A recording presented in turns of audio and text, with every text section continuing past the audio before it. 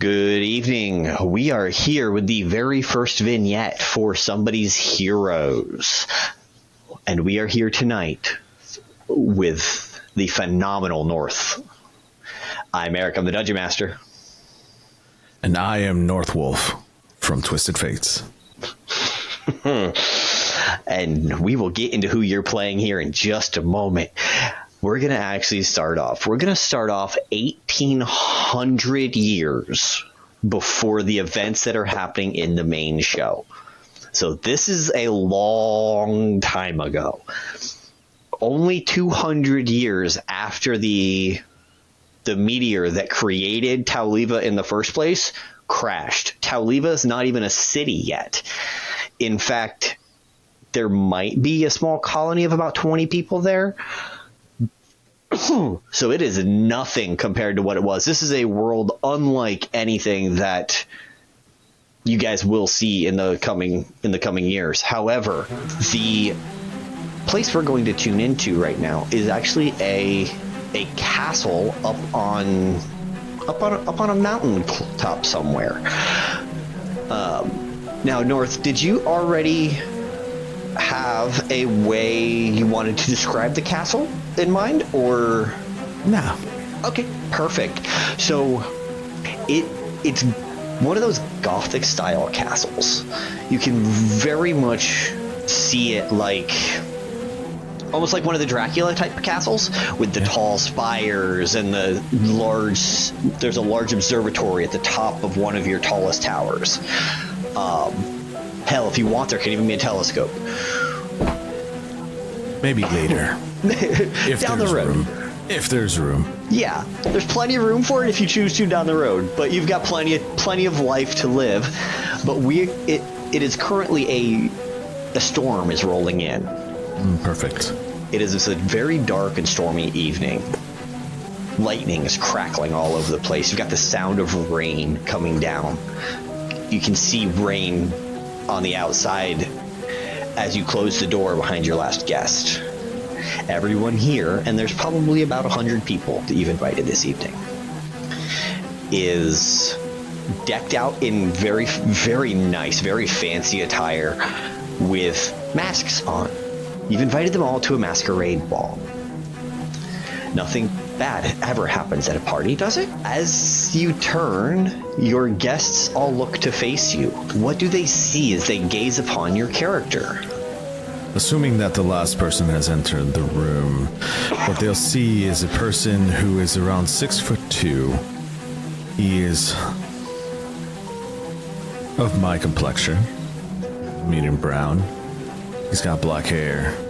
What they see is a long, lustrous gown type robe that is red, laced up with golden accents on it. It has almost an Eladrin feel to his clothes, as leaves are carved inside of his pants, almost very embroidered. Excuse me, not carved, it would be embroidered. He would also see that his eyes would twinkle in the candlelight that would be surrounded him, but almost as he approaches, shadows follow him, and as they encroach onto the being. So what seems to be a bright, sunny location or full of light seems to hide away once Vaelith shows up. Fantastic. So there's this aura of darkness around Vaelith. Yes, that's the vibe I was getting. 100%. Fantastic.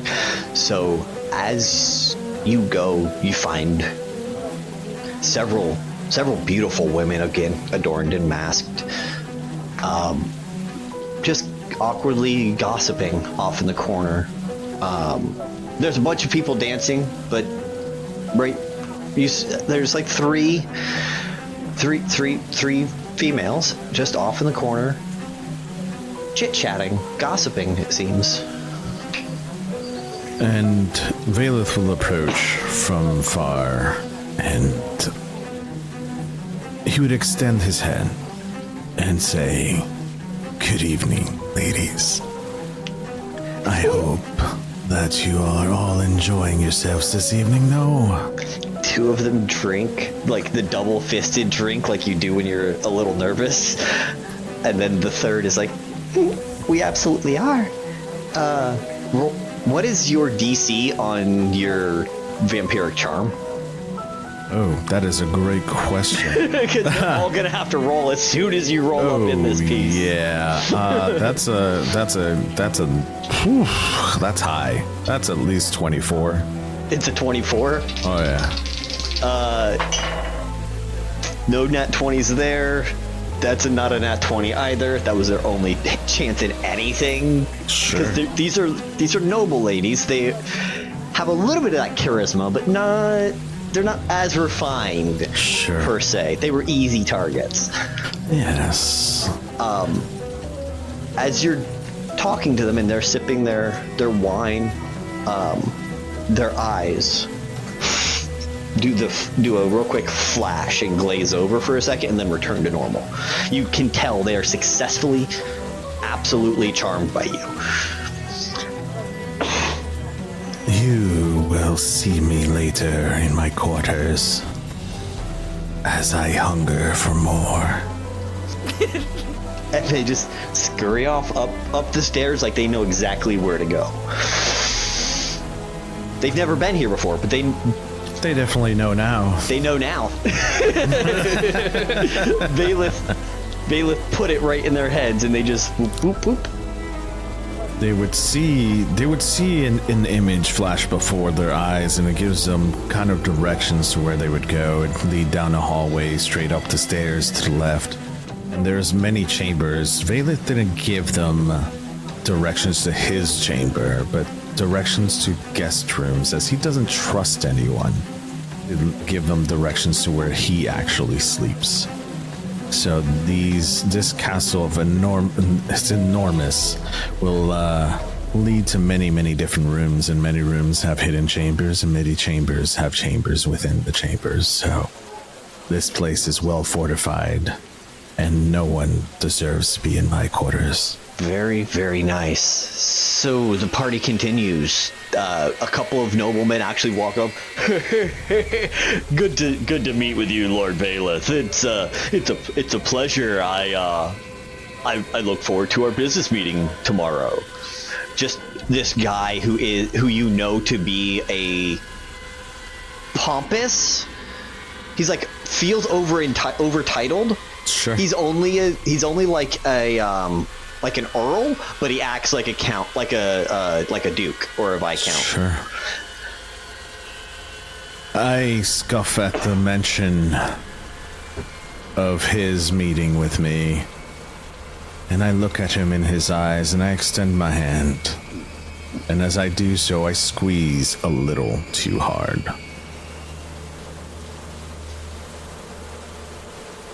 Address me again without saying count, and that will be the last time you stand before me. Of course, I apologize, Count. Thank you. Now, to the matter of hands. And there's other people. As he release the grip, he does the hand thing that you do when someone squeezes your hand that little too tight. It's like. Could have crushed his bones if I wanted to. And no one addresses Vaelith in a tone of equalness. Vaelith does not see himself as equals to the mortals. He is someone who is in high power and high chair. He's been alive for over 2,000 years. He's been here for quite a while. He knows that mortals want power, and they seek his presence to get that approval. So he holds this ball, this masquerade for those who are willing to play the game with amongst each other, but he doesn't really care for the shenanigans and does it for appearance more than anything else. Of course.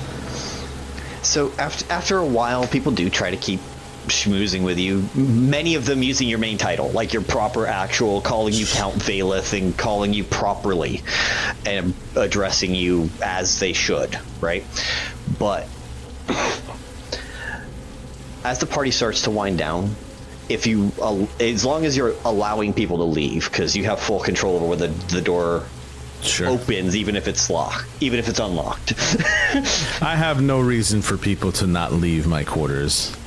You're okay. So they go ahead, and many of them start leaving as this storm starts to get worse outside. You hear a giant lightning crack as it hits a statue outside. Splits the statue in two. It was just a statuary. It was nothing fancy. Damn it! I'm gonna need to replace that. Yeah, that's about what that was. And so people start leaving and getting in their carriages and driving off, leaving you to your three lovely ladies that are awaiting your presence. Sure.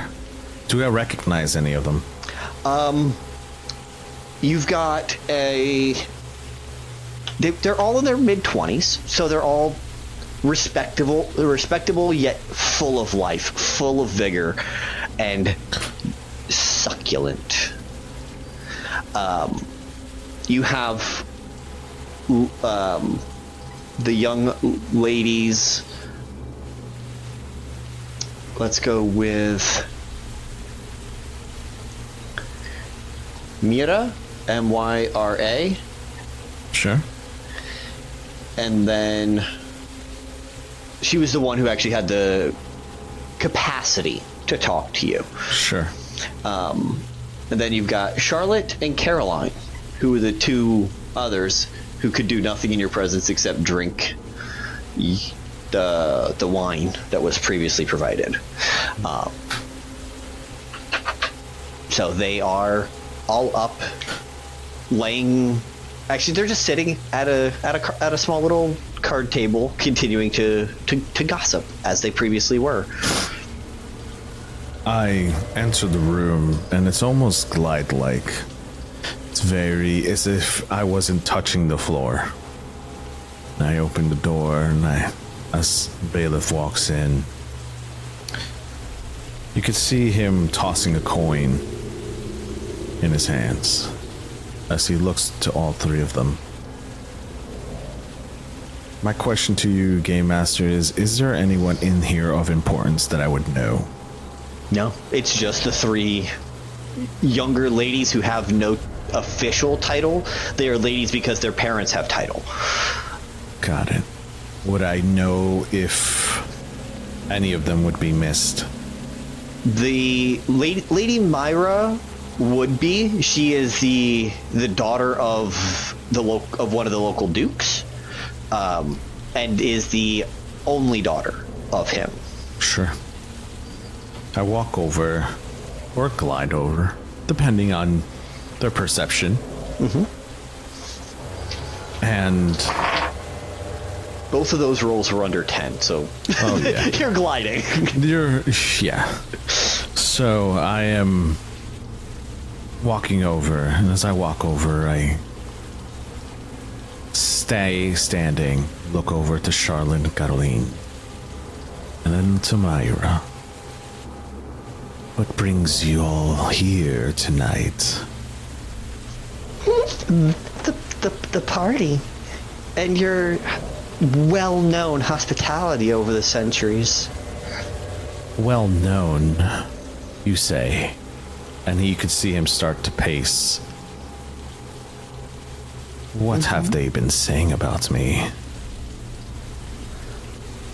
Oh, that you treat all of your guests so lovely, and that your parties are top-notch, even surpassing my own father. Your father, you say? But who is he?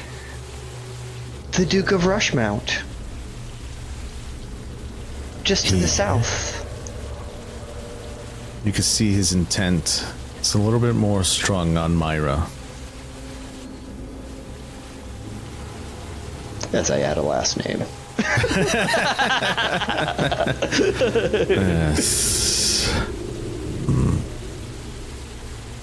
Charlotte and Caroline, how do you know each other? And he says this in a confident manner, but you could see that he's turned from playful to now interrogative. But to them, it's more of just him using his charm.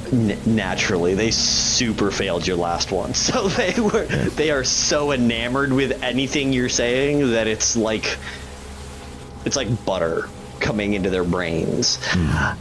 Oh, we're sisters. We're the Claremont sisters. The Claremont sisters, hey?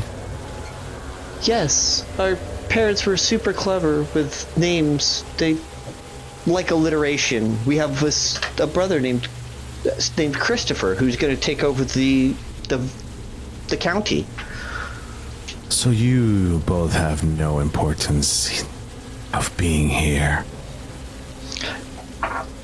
Only to find a match.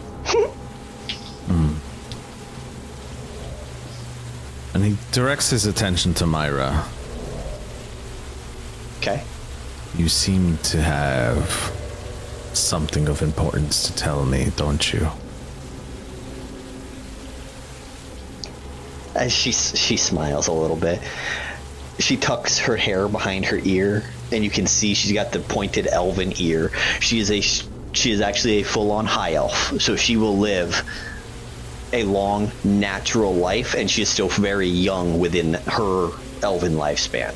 She might be technically around 50, still in her 20s, but still at 20s in appearance, but she's only lived barely anything in her lifespan.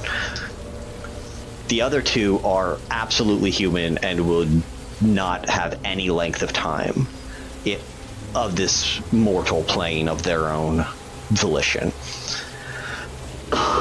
But she tucks her hair behind her ears and smiles. I came seeking a match myself. You did now. Of course. And why is that?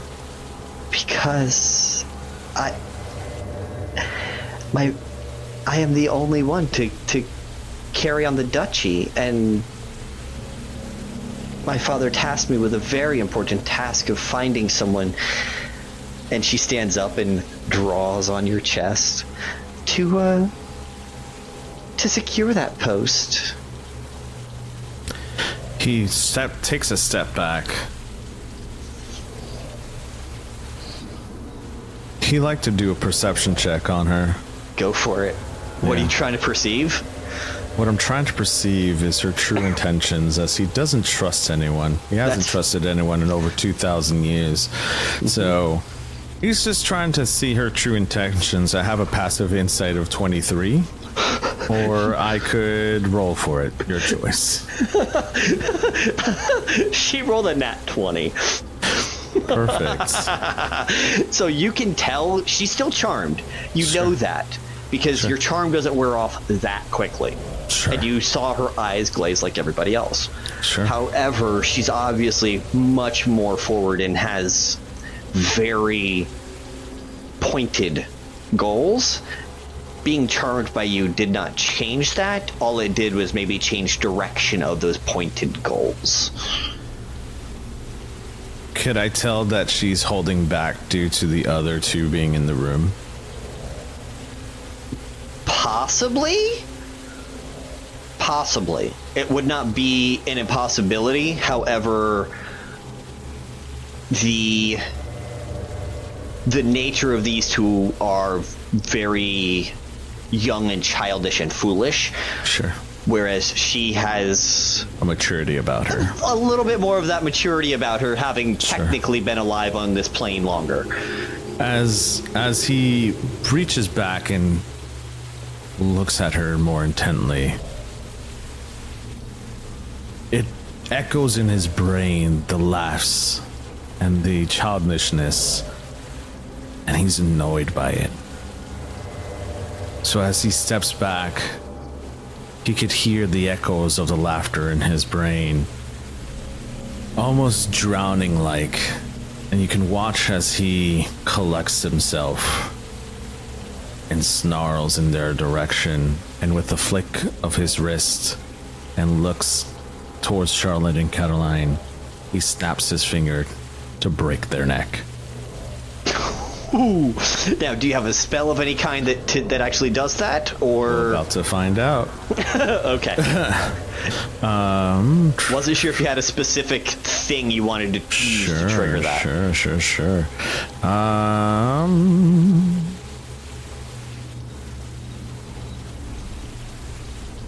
have synaptic static. Okay. That I can shoot off. Synaptic static is choose a point within range and cause psychic energy to explode there.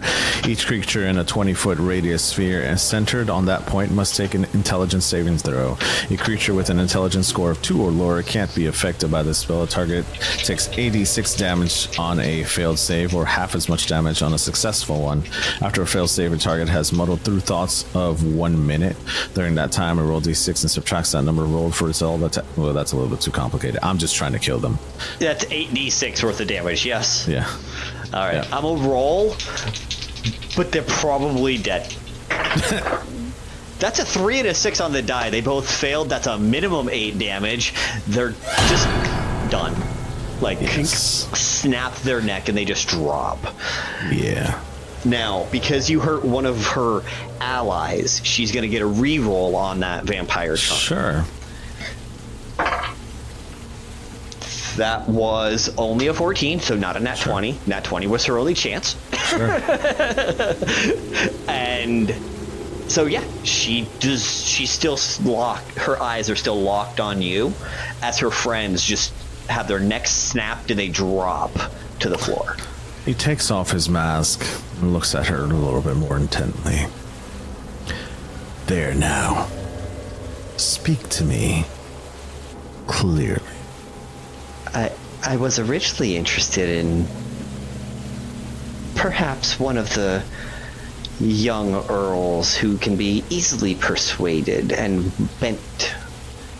However, after meeting you, my sights have been set higher. What is your goal here?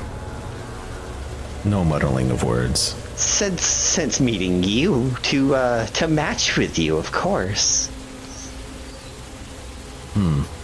And grant you the title of Duke through our match. We'll start pacing. Because you previously said you only had the title of Count. Yes. So a higher title is...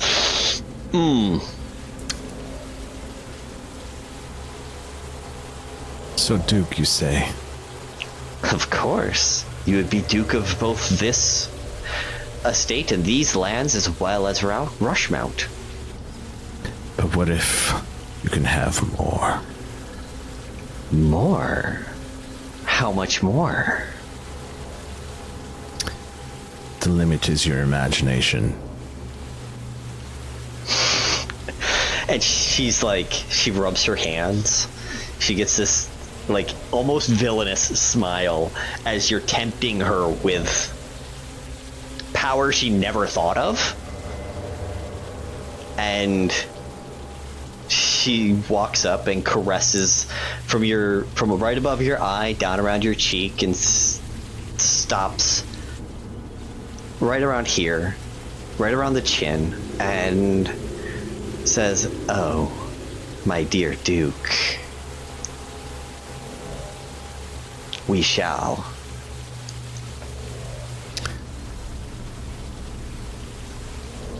Vaelith will take that hand and drop it.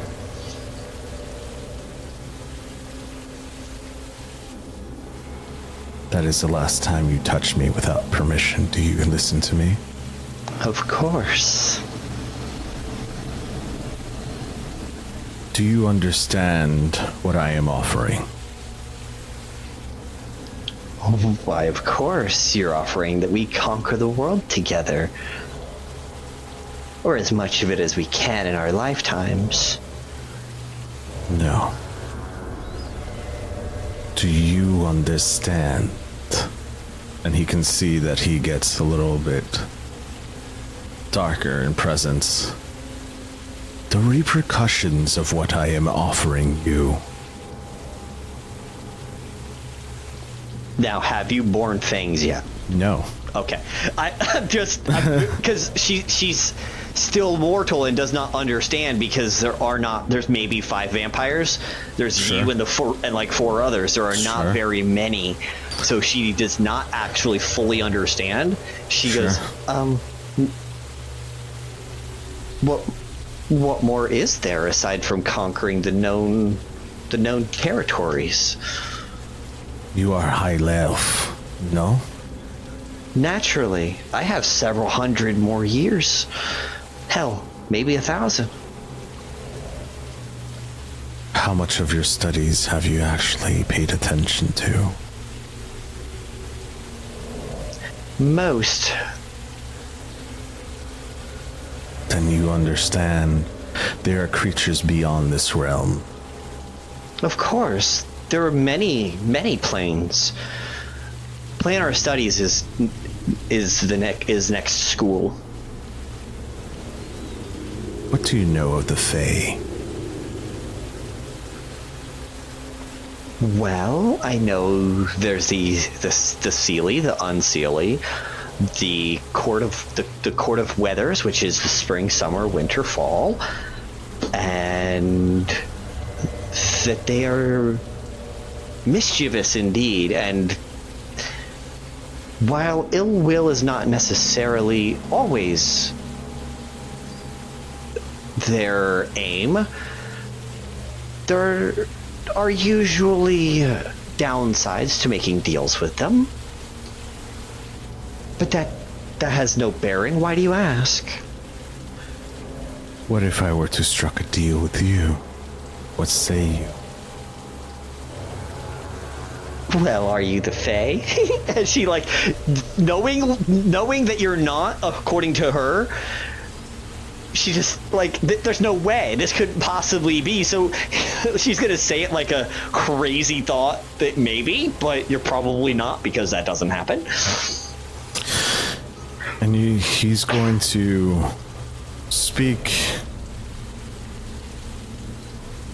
What is it? The language of the Fae? No. Well, you know what? Make it the Fae. Screw Okay, it. so Sylvan. He's gonna speak more Sylvan, which is Spanish. Okay, let's go. I'm writing that fucking down right now. Sylvan equal Spanish. Got it.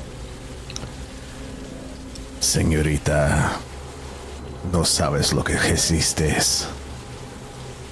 And that's translated to, young one, lady, you don't know what you're going to be doing next. Roughly translated.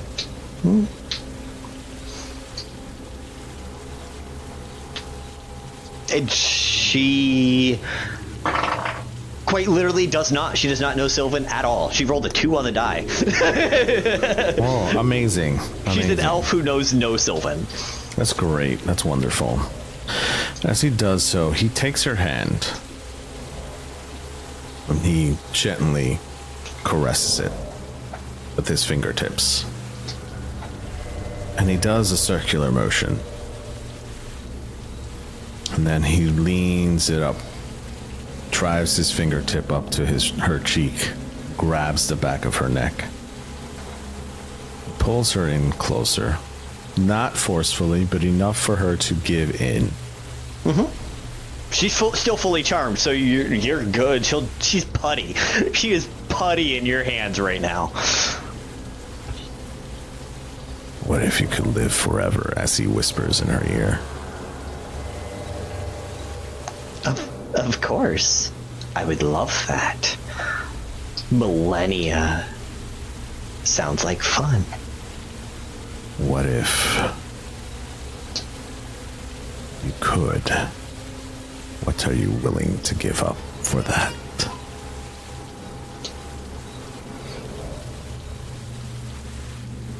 She thinks for a second.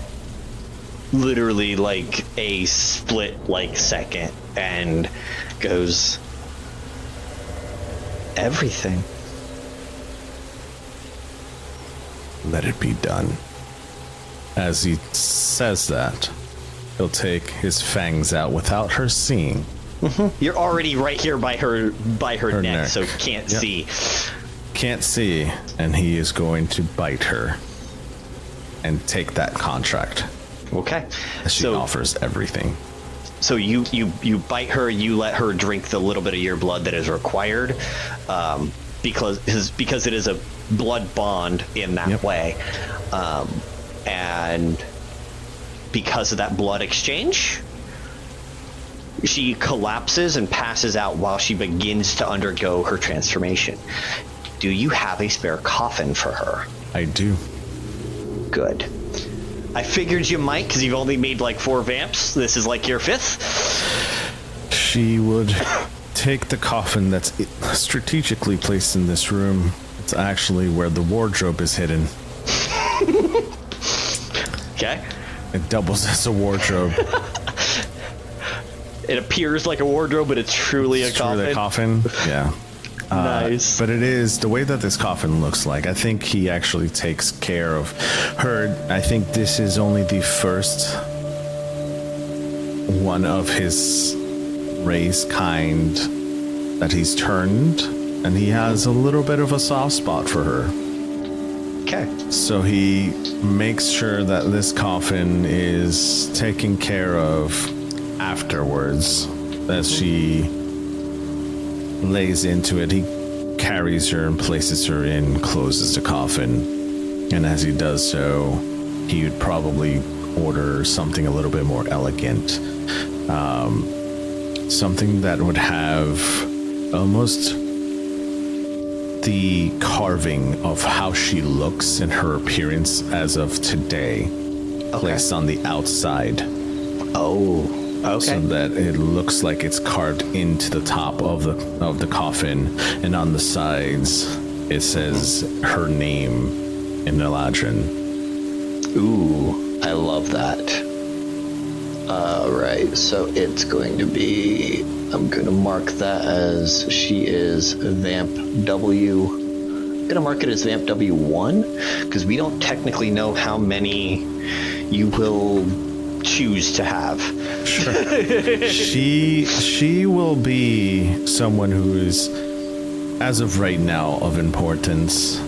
You will see also that he takes special care of this coffin. As the camera would circle around, it would actually see not only the engraving of what she looks like on the outside of the coffin, but also the Eladrin name, but also the 4 seasons would be on either side of the coffin. So like it would look like winter on one side, autumn on the other, and so on and so forth, to circle the meaning of life around that. Yeah. The meaning of the life, death, rejuvenation, peak of life, so on and so forth. And I kind of imagine her name and stuff being in the summer side, because she was so-called plucked at the peak of her life. Sure. As you finish doing all of this, now that would have been over a course of a couple of days, or that would be a couple of days, maybe weeks, depending on who needs to get it done. Okay, so after that's all done and that's all taken care of, she's still asleep. You know, she'll be asleep for the first year to make sure that she's fully transformed. Sure. But after the coffin is fully finalized, you hear your knocker at your door. Come. You weren't expecting anybody. Who the fuck is it now? You see him crack his neck. He was probably sitting at the foot of his throne. You'd imagine him kind of lackadaisically, his arm behind it. He's got his cross-legged, and he's not sitting at the throne as you would, but more of to the side, and he's kind of have his legs up. He's bored, and he's just gets up. What the fuck is that now? And he would just swing open the door with his hand, with a wave of his hand, if he can. Absolutely. This is This is your castle. This is your lair. It does respond to your needs more magically than most humanoid castles. Sure. So the doors fly open, and in the doorway you see a 7-foot tall hooded figure. It's been done raining for a while, Sure. but he walks in. He cracks his knuckles, shakes his hand because it kind of hurt a little bit because he hit it on the door, and he drops his hood.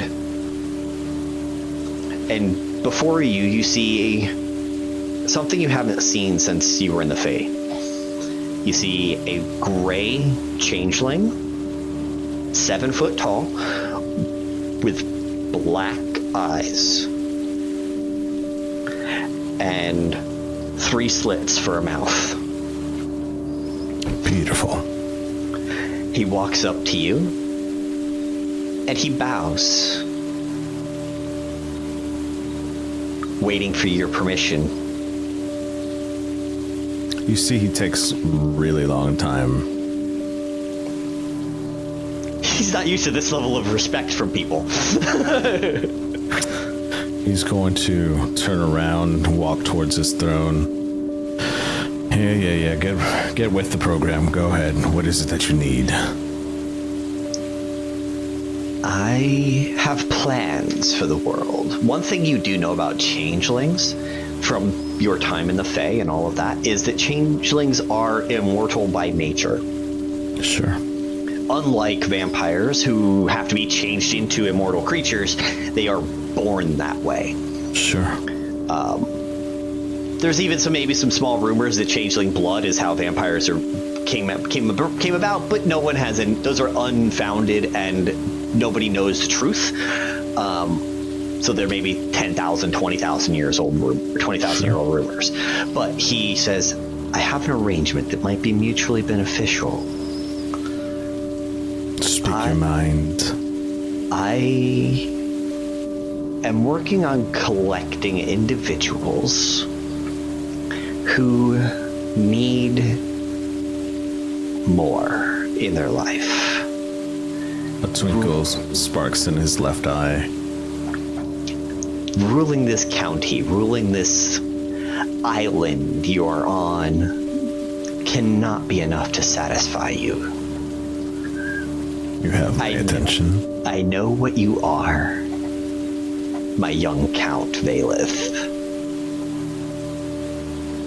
There's a reason I dropped my hood for you, and that is out of respect. I am over building a city that will become a jewel within this continent. However, Torsamil needs a guiding hand. And I am offering you the position of being the force behind the guiding hand.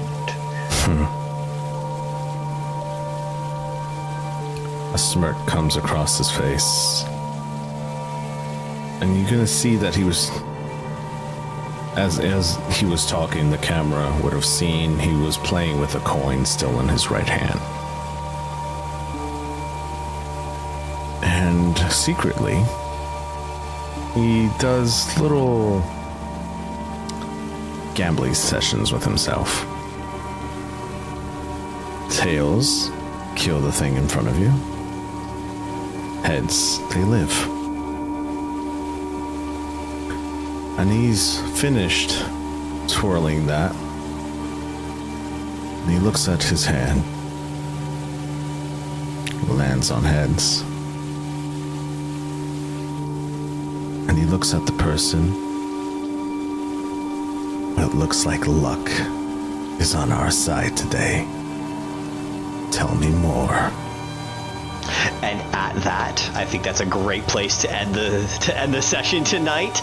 And we will see you guys in a couple of days. And you can catch North on Somebody's Heroes going forward with as he leads the Ravencourt.